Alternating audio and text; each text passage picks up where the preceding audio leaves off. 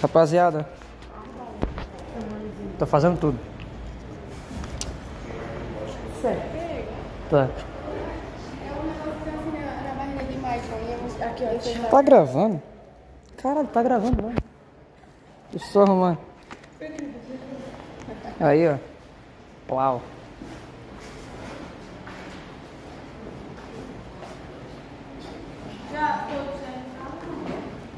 Opa. Tá bem? Olha pro meu peito. Tá gravando? Tô. Achava que eu tô gravando só o áudio. Não, vou gravar tudo. Manda pra mim depois. Não. Da real, tô brincando. Não manda, mano. É todo o pessoal do... É do Lampião. Dos cangaceiros. O velho oeste brasileiro. Ligolinho Ferreira da Silva, o Lampião. Tinha que ser um otário, né? Cadê o Ligolinho aqui nessa daqui de baixo? Tinha que ser um otário, né? O nome.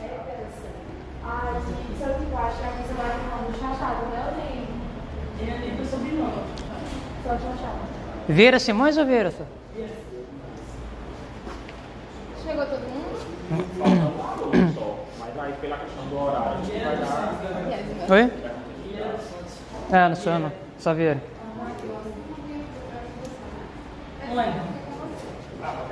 Eu vou pegar um dessa pra enfiar.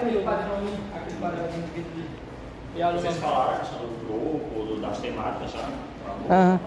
Sim? O que é pra ver? A faca? Não, o nome? Cangás Isabelei.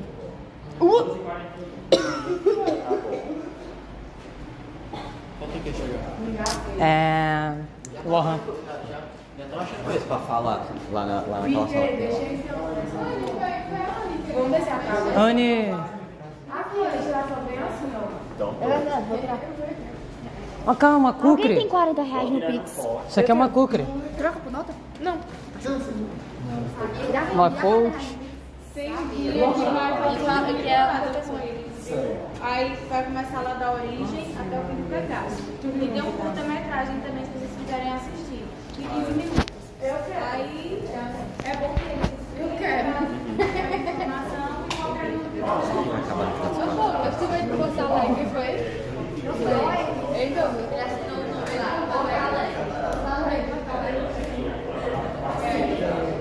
Deu tudo certo, tio? Deu tudo certo? Não, eu vi que eu não tenho nada. Tio, deu tudo certo com a internet? Valeu. Nada? Ah, tá. Peraí. É que eu tô gravando aqui. Ah, eu vou ter que parar a gravação? Não. Igual o meu, para com você. Não, calma. É. Aqui, tio. Ó. Estratégia lendária aqui, ó. Isso aqui tudo, ó. Era Pernambuco. Tudo isso aqui, pegando o Piauí, descendo aqui por Alagoas, aqui E por trás descendo no aqui, interior da era Bahia. Pernambuco. Tudo era a Casa da Torre, que era um sesmo. Aí depois foi desmembrando, e aí deu origem às capitanias. 1801 da Paraíba, 1799, não, 1801. Paraíba e Piauí, 1799 e Ceará. Serra surge ali por volta de 1600 e alguma coisa. Então, vou falar aqui, vou me mostrar um pouquinho então. Sabe que arma é essa? Essa aqui é uma Kukri nepalesa. Ela surgiu quando os guerreiros nepaleses.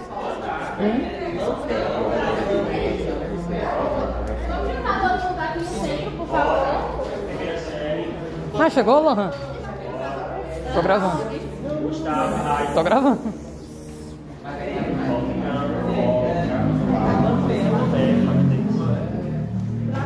Tio, eu tô fazendo. Comentário máximo de Pode fazer informações. vlog? Anotem. Oi? Pode fazer vlog? Né? Aí você, né? Vou anotando, gente, as informações. Ô, Diogo. Boa tarde. Boa tarde. Sejam bem-vindos ao Tô Museu do gravando. Cangaço. Eu peço que vocês se coloquem pra cá, no instante. Né? Eu me chamo Stephanie, eu sou guia e monitora do Museu do Cangaço. Como eu vi que o trabalho de vocês hoje é algo diferente, não é só voltado para o tema do Cangaço, então eu vou fazer o seguinte. Vou contar um pouco da história de Lampião, como ele entrou no Cangaço e, consequentemente, né, o início da história de tudo. Fazer alguma explanação bem breve. Em seguida, nós vamos para o Cine Clube Lampião, lá onde eu e Bruno, né, vamos tirar as dúvidas de vocês em relação a cada tema, né, do trabalho, do projeto de vocês, tá certo? Então, qualquer dúvida que vocês tiverem aqui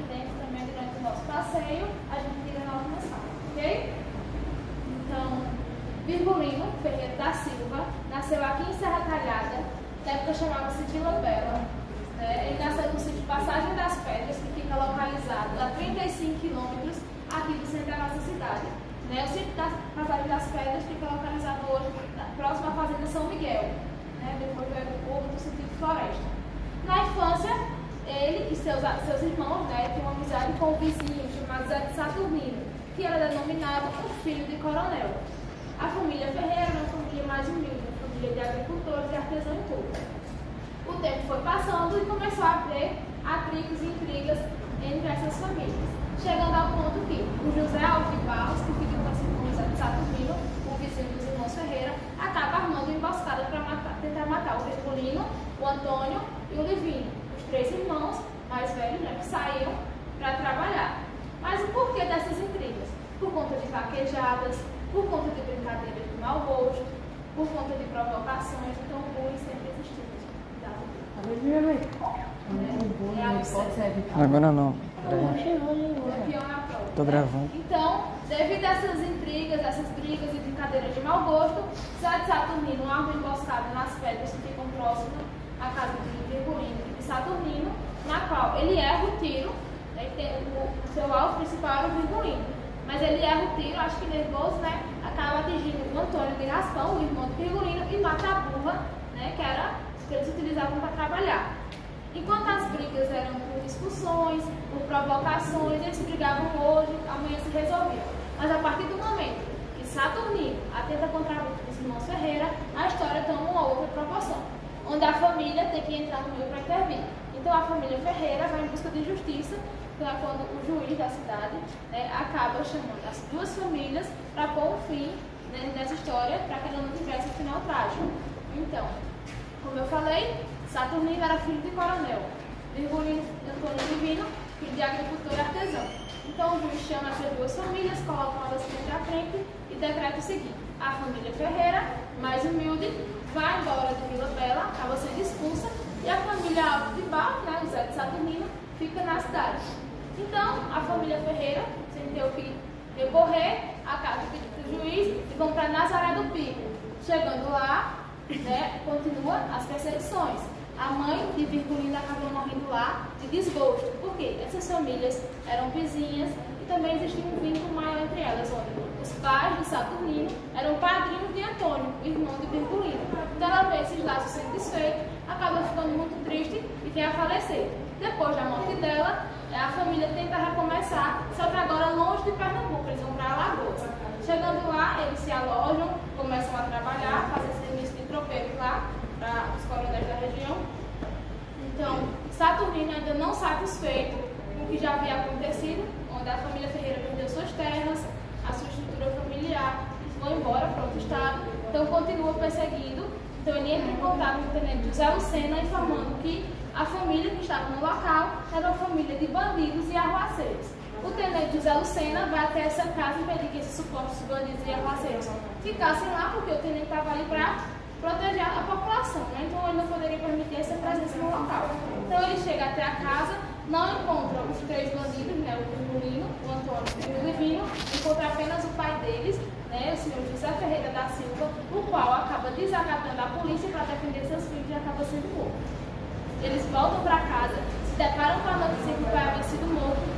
Então, eles já ligam direto a Saturnino. Então, eles voltam para a Vila Bela para tentar matar o seu primeiro inimigo. Porém, como eu falei, existia um vínculo entre eles. Então, a pedido da mãe de Saturnino, a dona Alexandrina, Virgulino e seus irmãos não matam o seu primeiro inimigo.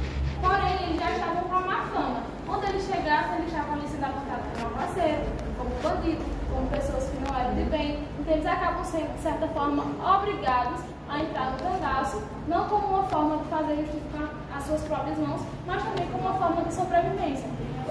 O cangaço era um movimento de revoltosos, mas eles não acordavam hoje, pronto, quer ser cangaceiro. Eles entravam ali por falta de opção mesmo. Então, como a gente costuma dizer, o cangaço era um movimento que foi criado para combater o coronelismo, que era o que predominava na época. Então, no ano de 1920, Virgulino se torna lampião entrando no cangaço, no banco do senhor Pereira. O cangaço já existia. Depois da entrada dele, ele não volta mais para perseguir Saturnino, ele segue a vida dele como cangaceiro. Em 1922, o senhor Pereira abandona o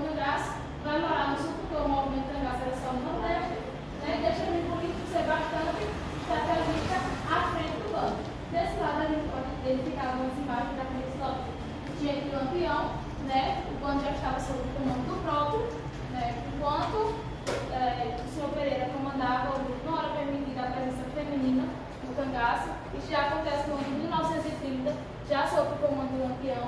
Então, a Maria Gomes de Oliveira foi a primeira mulher a entrar no cangaço. Depois da entrada dela, todo cangaceiro poderia trazer a sua companheira para dentro do bando, mas, infelizmente, muitas mulheres não entraram por eles com espontânea vontade, como foi o caso da cangaceira da Gata.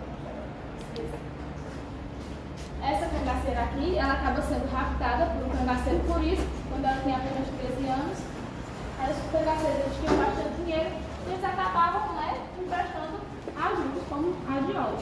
Chega a data de polícia receber esse valor, o pai dela não tinha como pagar, então acaba sequestrando a menina, acaba abusando dela. E de início, né, ela não entra no cangaço, ela fica sob os cuidados de uma coiteira. Depois, né, de alguns anos, por isso ensina ela a escrever, a ler, a abordagem, ela acaba conquistando ela e depois disso, sim, ela acaba adentrando no banco. Essas fotos foram tiradas por um sírio-libanês, o Benjamin Abraão, secretário do padre Cícero, que acaba entrando, né, no cangaço para poder acompanhar, né, como era o dia a dia dos cangaceiros e fazer registros, né. Com isso, também lucrar, porque ele veio, né, da guerra, chegou aqui, se alojando, não tinha uma condição financeira para sobreviver. Então, a ideia dele era vender essas imagens e colocar no cinema. Ele chegou a fazer isso, porém começou a ser perseguido também por a própria polícia, porque quem andava com cangaceiro também era cangaceiro, né? Então ele acaba sendo morto em 42 facadas. Muitas das suas imagens acabam sendo queimadas também, porque os governantes da época e a própria polícia tinham tudo aquilo como uma apologia ao crime. Nessa urna aqui abaixo, nós temos alguns pertences do cangaceiro Zabeleiro, que também foi aqui de Serra Talhada, né? Inclusive ele também está homenageado nas aqui ao lado. Logo aqui nós temos, né, a medicina do cangaço, como eu costumo dizer, a farmácia do cangaceiro, são algumas ervas medicinais que eles precisavam, né, ter o domínio e conhecer para poder curar as suas enfermidades, né? Ainda hoje a gente toma um chazinho, né, que é muito melhor. Então elas estão todas catalogadas aqui ao lado, depois vocês podem vir com mais calma para fazer foto. Tem a macela, tem tabacinha, tem pimenta de macaco, tem romã, a bucha que eles utilizavam para tomar banho. Então são várias ervas. Elas realmente não tem mais cheiro, elas estão aqui, né?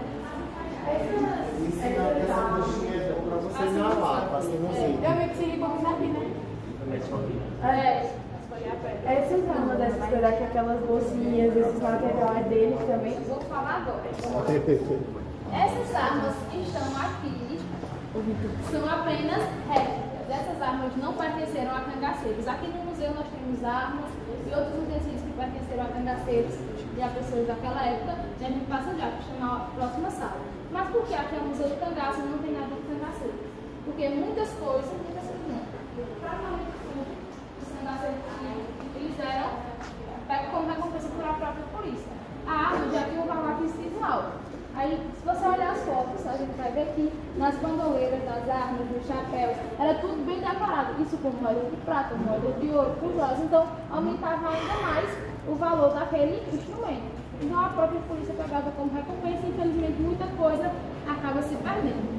Vamos lá para o outro lado. Mas essa faca é de verdade? Essa faca é verdade, porque o cangaceiro Zabeleiro, ele era rico de talhada, ele é um sobrevivente, né, do movimento cangaço, então ele guardou os seus instrumentos, deixou com seus familiares e logo em seguida foi doado aqui no museu. Inclusive a gente tem parentes, né, como bisnetos, tataranetos dele que dançam fechada aqui com as pessoas. Lá no tecido doméstico da época de Lampião. Aqui, gente, aqui no começo. Caralho, eu tô cansado. Utensílios domésticos da época de Lampião, como diz a lenda, são somente da época. O que realmente foi utilizado por Lampião, nós preservamos aqui no museu, essa garrafa de vinho que ficava na casa de um coiteiro, né? Sempre que Lampião passasse por essa casa, era oferecido vinho a ele, que estava nessa garrafa. Os demais objetos não são apenas da época, porque os cangaceiros só tinham, eles poderiam carregar no próprio corpo. Então, os seriam. E também esse aqui não é da época dele, né? Já é mais recente, mas está aqui como ilustração. Então aqui é bem simples, bem rústico, como eram as casas de antigamente, onde o material em barro e palha né, prevaleceu. Agora eu vou ter a boca, eu vou dominar a colher. Meu Deus. Era tudo grande, vocês vão ver na próxima sala. É uma curiosidade. Deixa a boquinha. Olha o ferro de passar, Aqui é os ferros de passar, a gente dava uma brasa. E aqui chegamos aos personagens que está da época do cangaço. Essa aqui é o Benjamin Abraão, né? Que eu já contei a vocês lá do outro lado, o fotógrafo. Temos aqui o José Miguel da Silva, que foi o primeiro marido da Maria Bonita.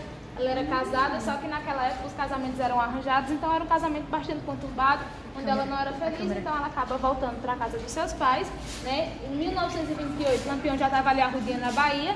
Em 1930 ela abandona tudo e decide viver com o cangaceiro, né? Eles tiveram uma filha, né, que faz Pedrita Ferreira, ainda viva, vai fazer 91 anos agora em setembro. Ela mora em Aracaju, conhece, mas não é.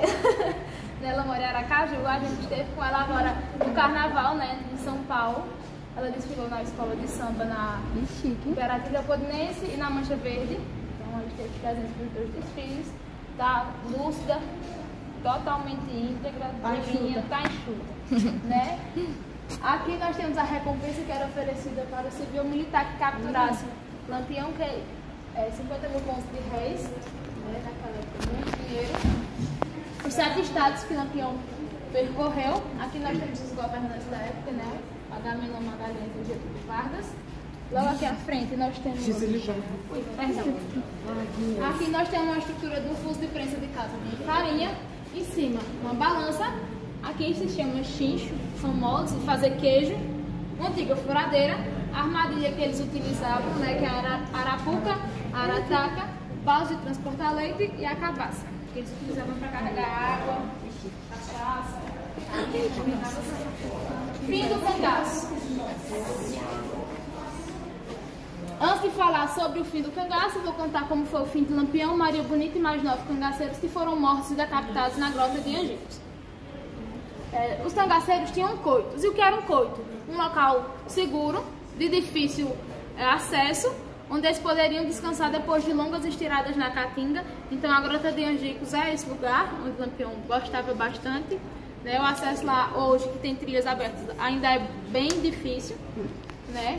Então o que acontece? Eles estavam lá descansando e no coito da grota de Angicos tinha um coiteiro, que era o Pedro de Cândido, que era a pessoa que ia lá para prestar serviço, trazendo mantimentos e informações. Então o coiteiro vai até a feira da cidade de Piranhas e acaba despertando uma certa desconfiança. Por quê? Ele era humilde, do nada chega comprando muitos sacos de farinha, comprando muita rapadura. Então acabam, né, desconfiando que ele poderia vir a ser um coiteiro. Porque naquela época você não tinha muita opção. Ou você era um coiteiro e ajudava o cangaceiro, ou você era um jagunço e ajudava e trabalhava, na verdade, os coronéis e fazendeiros da região. Sabiam que ele não era jagunço de nenhum fazendeiro e acabam denunciando ele como coiteiro. Deixam ele ir até a grota, deixar os mantimentos. Quando ele volta, ele acaba sendo surpreendido por a polícia. Então ele começa a ser torturado, tem todas as unhas arrancadas à ponta de faca, para poder falar onde estava, né, o bando de Lampião. Então, por medo da morte, ele acaba entregando onde estava o bando. Não tinha apenas 11 cangaceiros no local, mas alguns, né, conseguiram fugir, né, porque o alvo principal era Lampião. Né? Então, no dia 28 de julho de 1938, Lampião, Maria Bonita e mais 9 cangaceiros foram mortos e decapitados na grota de Angicos, né? Os corpos ficam no local, porque o que interessava para a polícia, Lampião, é isso aqui. Ainda tem a camisa dele até hoje? Não, pelo amor de Deus. Que pergunta besta. Na época eles colocaram o carro frigorífico. Pior, antes fosse, eles jogaram na ladeira da prefeitura de Piranhas, que é da altura dessa parede, e saiu bolando a cabeça dele, por isso que está nesse estado. Além dele já ter sido morto, decapitado, a cabeça dele foi praticamente feita como uma bola, como uma forma de humilhação e tortura, e também para causar medo na população, mostrando o quê? Se as pessoas fossem contra o sistema que era imposto naquela época, o futuro dela seria o quê? Cabeça na portaria da prefeitura de Piranhas. Então, depois dessa exposição, essas cabeças passam por um processo de sapomumificação. Melhor, antes da sapomumificação, elas são salgadas. Como é isso? Um balde com água, sal, querosene, colocava dentro e eles saíram passeando, né, nas cidades, mostrando a cabeça do famigerado Lampião. Né? Depois disso, sim, elas são levadas para o Instituto Nina Rodrigues, em Salvador, na Bahia, onde elas são sapo-mumificadas e são expostas em um museu onde ficaram 31 anos. Então as cabeças não existem até hoje, porém elas foram enterradas em 1969. Por que Maria Bonita se chamava Maria Bonita? Maria Bonita, ela fica conhecida com esse nome após a morte dela. Até então, dentro do cangaço, ela era chamada de Maria Déa, né? Déa era a mãe dela, ou senão Maria do Capitão, porque existiam várias Marias. Tinha Maria de Pancada, Maria de Juriti e tinha Maria do Capitão. Ela já havia sido chamada assim por esse nome, só que como uma forma de marketing, de atrair, né, as pessoas, né, para ir em busca do cangaço, de todo aquele acontecimento, é que surge, né, esse apelido. Porque pelo fato ali, bonita não. Ela não foi a mulher mais bonita no cangaço, pelo contrário, existiram outras cangaceiras, né? A gente tem um registro da cangaceira Lídia, que era companheira do cangaceiro José Baiano. Ela sim foi considerada uma das mulheres mais bonitas do cangaço, moça alta, cabelos compridos, negros, Recompensa. castanhos e boca carnuda e dentes alinhados. O que é isso? Isso aqui é um pilão indígena, um pilão de pedra. Foi trazido, né, lá das proximidades da casa onde nasceu o Lampião, lá do Riacho São Domingos. Isso aqui fazer o quê? É um pilão. Beleza, vamos lá. Coisa. Ele é de pedra. Bota milho, bota café. Vai com Vou Deus. botar tudo pra você também. Testa aí. Esse foi o fim de Lampião. O fim do cangaço acontece no ano de 1940 com a morte de Curisco. O cangaço era dividido em subgrupos, então os cangaceiros tinham sim essa liberdade de estar ou não ao lado de Lampião. Então por isso estava do outro lado do Rio São Francisco, ele escutou todos os tiros, né, porque eles já tinham combinado de se encontrar para seguir estrada, porém não deu tempo. Ele também não poderia atravessar o Rio São Francisco porque o ataque foi muito cedinho e lá a neblina toma de conta no amanhecer, e também eles não estavam preparados, não estavam munidos, não o suficiente para ir lutar contra o volante que estava com submetralhadora. Então ele acaba não fazendo nada, né, no momento, mas ele dá continuidade ao cangaço por 2 anos, mas o cangaço acaba entrando em crise depois da morte do Lampião. Por quê? Por isso que era um nome forte, se a gente olhar aqui, né, quanto está valendo as cabeças, e por isso que é o segundo, com 10 mil contos de réis. Porém, muitos cangaceiros se entregam para a polícia. Então foi ficando mais fácil encontrar um coiteiro, quem fornecia informação, quem fornecia arma, onde tinha um coito, onde alguém poderia esconder cangaceiros. Então foi ficando mais fácil, por isso que também acaba sendo morto e decapitado. A cabeça dele também foi exposta no museu. A sua companheira Dada, aquela que sequestrou quando ela tinha 13 anos, tomou um tiro na perna, teve a perna amputada, foi presa, cumpriu pena e depois, né, todos esses anos, ela vai em busca das ossadas, né, do Curisco, para colocar junto da cabeça e dar um enterro digno ao seu companheiro. Aqui na sala. Primeiro eu te conto. Ô, Roberto, posso tomar um pouco? Nessa segunda sala, nessa parede aqui vai ter, né, algumas imagens das mulheres do cangaço. Chegou a ter cerca de 80 mulheres, né, nesse movimento. Por quê? Quando seus companheiros eram mortos, então elas muitas vezes preferiam ficar dentro do movimento para ter a proteção, porque consequentemente elas também seriam perseguidas. Logo aqui nessa primeira urna nós temos os pertences do senhor Pereira, qual o Lampião entra no banco dele, né, em 1920, ele se abandona cidadão farmacêutico, por isso essa seringa de vidro.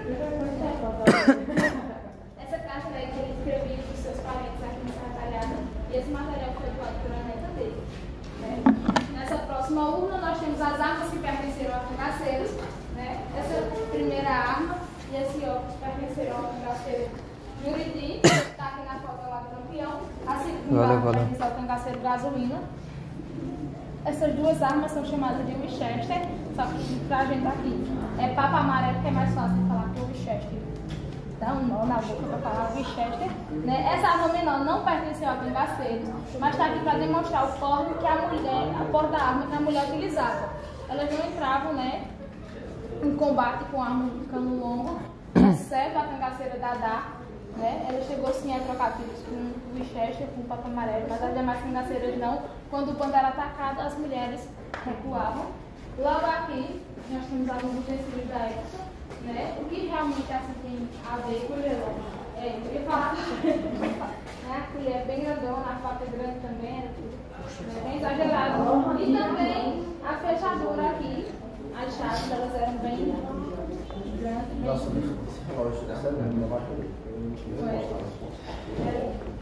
É que tá enferrujado, mas essa parte aqui do mecanismo ela é dourada, é de latão.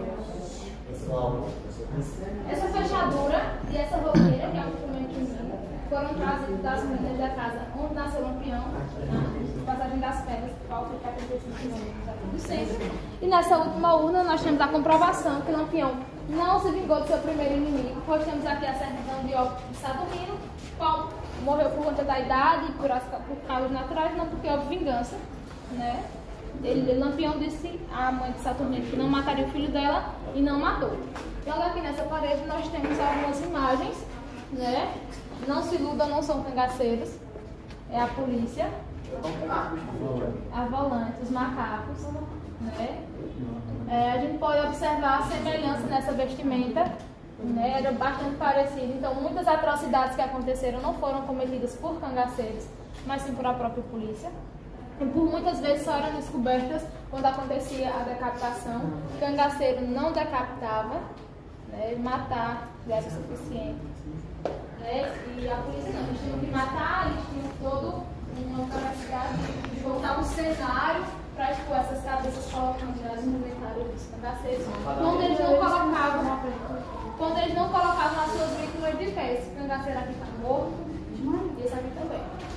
Já me gravou uma foto. E todo mundo resiste. Então, assim, minha filha, antes de me perder um pouco. Vocês não sabem, mas é antigamente até agora. Não necessariamente é A morte no interior é tida como algo para juntar as Ai, pessoas. amiga, Na casa da minha avó, no distante, você só conseguia se reunir quando alguém morria. Porque as pessoas vinham e se encontravam. Elas choravam o falecimento, mas ao mesmo tempo se reuniam e confraternizavam. Comunidade mais antiga do interior ainda fazem isso. Tô gravando. Irmão, tem que gravar já. A morte no sertão. Vai, Diego, na frente.